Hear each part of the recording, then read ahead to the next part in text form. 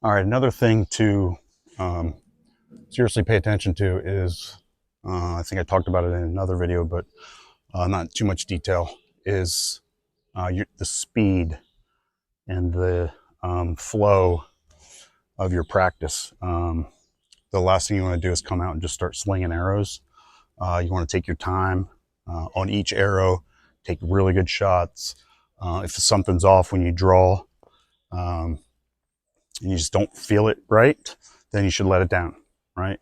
Reset, walk yourself through your steps, redraw again, and then take your shot. So it's all about quality. So there's a process that I go through.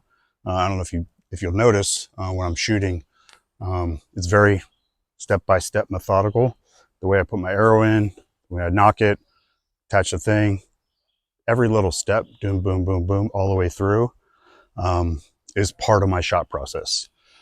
And I've really mastered my shot process. It may be different for everybody, I'm sure it is, but what I do, how I do it, works for me, and it keeps me from rushing through to get to the next arrow. So when I first started shooting again, after quite a few years, I came out and I was just slinging arrows, man. And in the back of my head, I knew that wasn't right. I was just excited to shoot again. But it's no fun when you're all over the place. You can't get any accuracy. So take your time, 3 or 4 arrows at a time. That's all you really should do. Walk, take your time, grab your arrows, come back,